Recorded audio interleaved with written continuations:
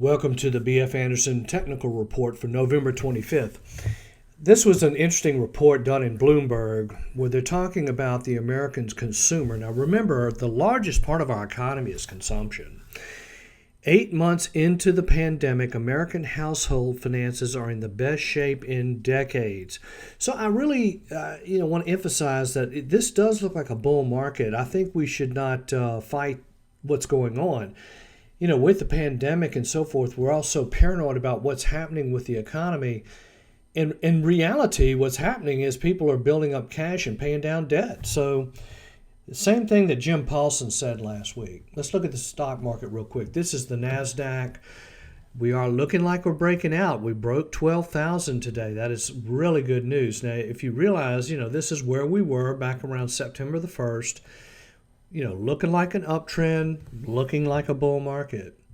Next, we have the weekly reading. This is really a pretty good indicator. This is probably one of the best indicators I know of, and it's basically 35-week moving average.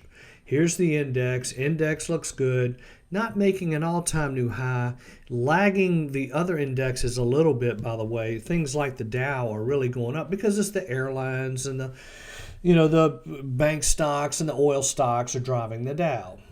Now, here's the S&P on a monthly basis. We are on a golden cross. And you can also notice we're close to an all-time new high, so very positive. Here's the NASDAQ, same thing. We're on a golden cross, looking like close to a new high. Here's China. Golden cross, looks like we're about to make a new high. Now, when it comes to the aggression index, we look at it two ways. However, only one of the ways is the true indicator. This one is just one way we look at it. This is the 50-day moving average. We're doing a ratio of technology stocks compared to consumer staples, things like toothpaste and so forth. And so the more aggressive people are, the more they're going to buy technology stocks. So you can see that this is picking up. Now, the actual indicator continues to be on a buy signal. We look at the 40-week moving average. We want to make sure that the ratio is above the 40-week moving average. So far, so good. Here is our three economic indicators. Interest rates rallied a little bit, kind of pulling back, flattening out a little bit here. The big question mark here is there going to be inflation? I don't know. A very large part of inflation has to do with labor rates. And with our international global economy, it's very difficult to see where labor rates are going to be a problem. Anyway, here's intermediate crude, West Texas intermediate crude. You can see it's working up a little bit. So maybe there's a little inflation there in energy prices. The bank stocks and the insurance stocks are really taking off here, which kind of tells me possibly that interest rates are going to move a little higher simply because there's the profit margin for the banks. And without it, it's kind of like the oil business, But anyway, these areas look like they're improving. All right, here is the S&P 500 on a 25-day and 50-day moving average. It looks positive, new high, or close to new high. Here we have the 200-day moving average. Now, we're going to take a look at another slide here shortly talking about the 200-day. But you can see how important it is for the S&P 500 to stay above that 200-day. Very important. New highs, look at this. New highs have just taken off. As of today, we had 291 new highs. This is a 15-day moving average. We're at 176, where the old high was back here in August. So new highs are a very positive sign. Along with that, we're not getting a lot of new lows. New lows have somewhat dried up. No problem there. Here's the sentiment index. Now, this is a little bit of a problem here. We've got a lot of greed in here in this market, which means that everybody's optimistic. Sometimes that works out, sometimes it doesn't, but it can go on for a long time. I just think it's something you need to be aware of. There is a lot of optimism out there. Here we have I wanted to take a quick look at a couple of things, just ideas that I have. This is the Golden Dragon. This is the Chinese ETF. It's really showing a very positive pattern here. Look. China has now passed up Japan as the second largest economy. They're coming on fast, and it's not going to take long. We just have to realize that this is reality. It's kind of like being in Great Britain around the turn of the century and seeing the United States and not wanting to invest in the United States because. Anyway, keep an eye on it. Volatility index, the VIX is really improving. In fact, we're down to levels that are just, really looking attractive. Low volatility means nice stock market, means people want to put their money in there, and we're going to talk a little bit more about that. Now, I wanted to mention energy real quick. This is the XLE, which is an energy ETF. We've gotten a major rally here. We've broken above the 200-day. Now, this could be the first step in forming a new uptrend. So the energy stocks actually may have bottomed. It's not my cup of tea, but keep an eye on them.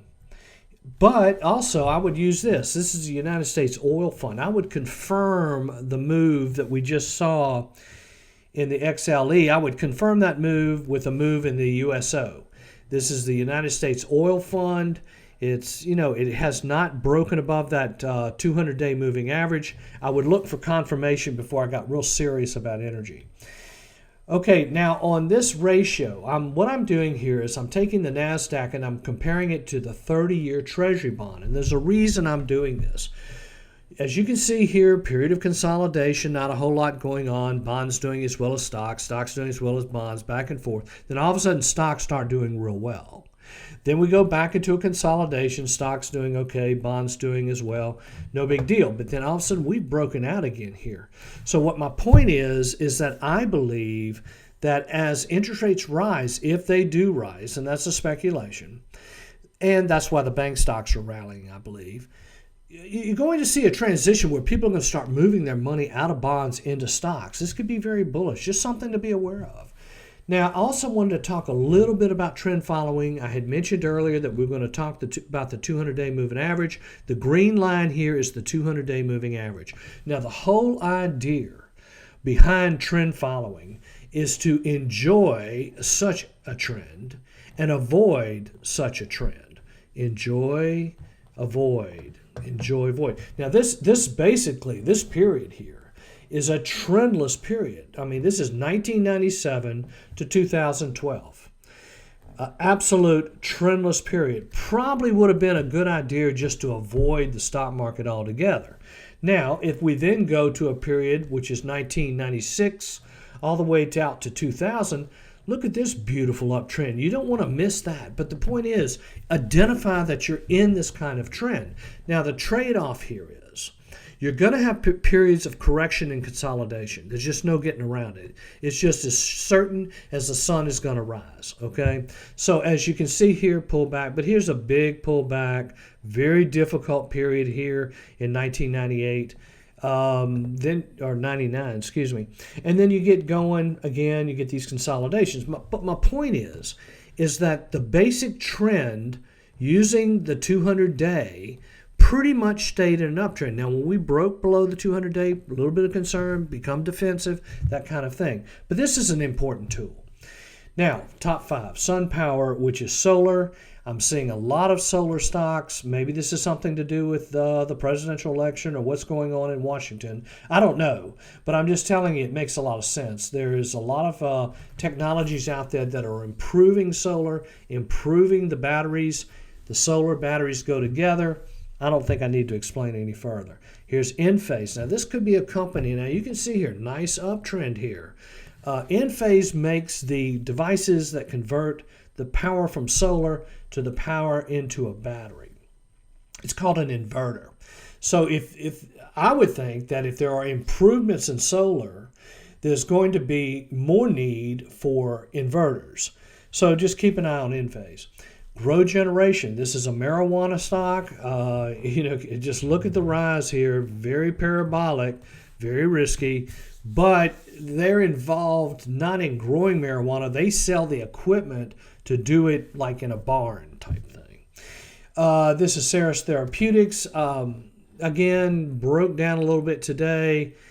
Continues basically to move sideways. We're just watching it. This is Pinterest, which is one of those stay-at-home stocks. You got the big gap up here. It's pretty much holding the gap. I would continue to watch. So that's it. If you have any questions, please let me know. Thank you very much.